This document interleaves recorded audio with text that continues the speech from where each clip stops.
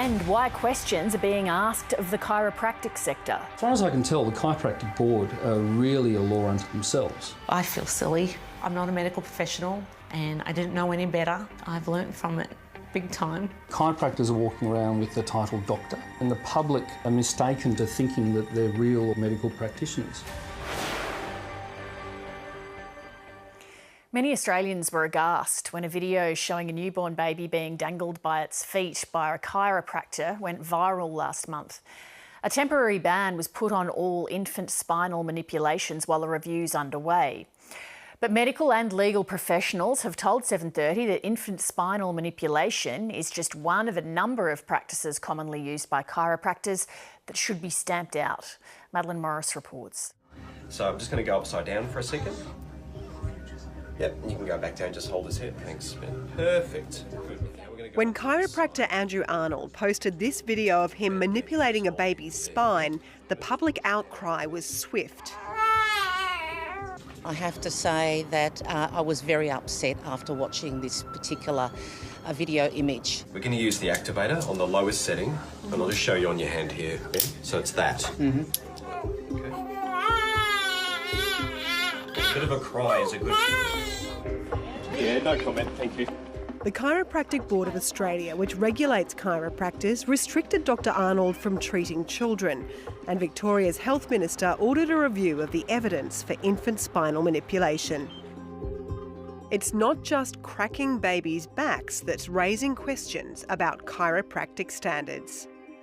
As far as I can tell, the chiropractic board are really a law unto themselves. There needs to be much more robust oversight in chiropractic care.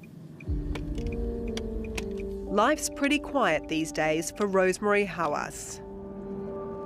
Before the cancer, I guess I just feel I had a lot more confidence. It's all about my stomach now. So I'm only working part-time, so it's not much, but it's something, because like I said, I have that urge to always go to the toilet.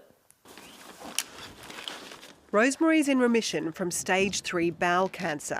She was diagnosed at the age of just 36. She's had radiation, chemotherapy, and a large part of her bowel removed. Around 2 years earlier, she'd gone to see a chiropractor complaining of lower gut issues.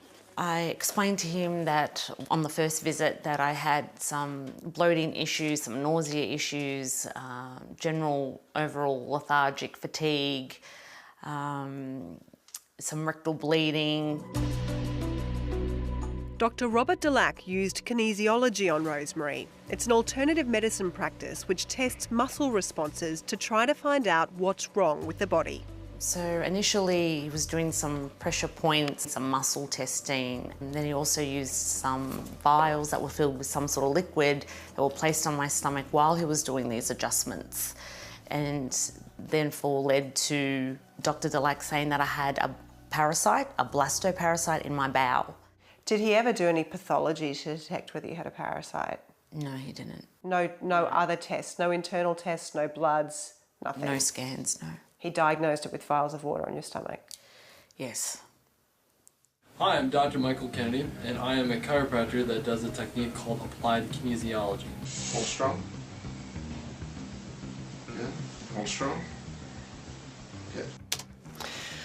Applied kinesiology was developed by a chiropractor, and plenty of chiros use it, though it's not taught as part of their degree. In fact, we randomly checked 100 members of the Australian Chiropractic Association and found more than 20% use kinesiology.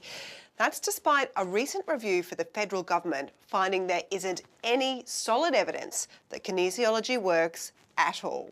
It's mumbo jumbo. Can you use kinesiology to diagnose a parasite in the gut? I would find that that wouldn't be a plausible rationale in terms of, that would be unacceptable. Dr Delac said it wouldn't take overnight, but it would take some time to fix it, but it will get fixed.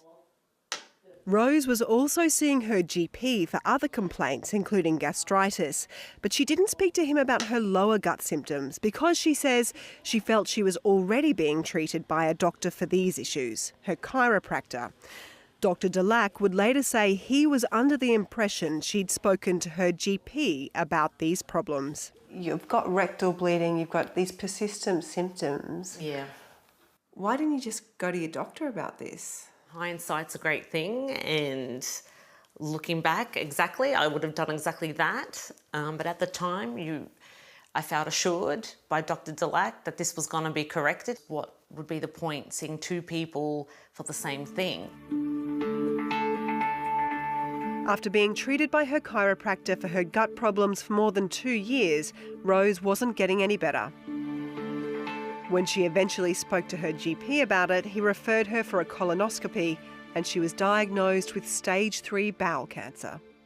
It would fall normally in a jurisdiction of a medical doctor, particularly with rectal bleeding. But she hadn't reported that to him because she was seeing a chiropractor for her gut issues. I think the Can you onus, understand yes, absolutely. how a patient... Absolutely. I think happens. the onus is on the public to actually, if they have a particular symptomatology or signs, to report all those symptoms and signs to the practitioner that they're consulting with. Which she did, which was the chiropractor, who she calls doctor, don't forget. We all have responsibilities in relation to these matters. Patients have responsibilities to fully inform their health practitioner of all their signs and symptoms, regardless of who they're seeing.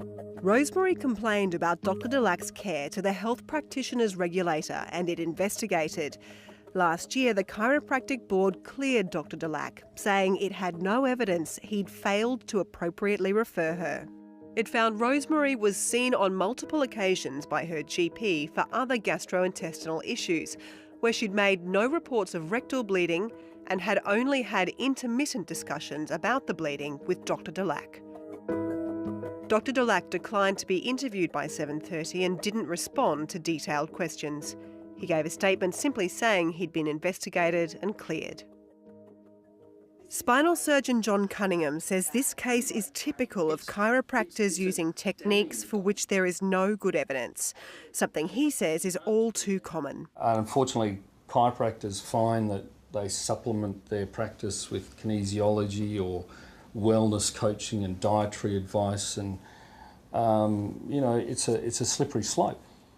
And they're still walking around with this title doctor. So when you have a doctor practicing kinesiology, why wouldn't you think it's legitimate? Chiropractors are expected to adhere to the code of conduct, which is very much based around looking at the evidence. But there is no evidence for kinesiology. I mean, we are risk-based regulators. We actually respond to notifications that are submitted by the public. That's the way regulation works in Australia. And the issues you raise... Will you take another look at this case? We will take another look at this case, yes we will. That's cold comfort for Rosemary Hawass. I feel silly, but I'm not a medical professional and I didn't know any better, and I've learnt from it big time.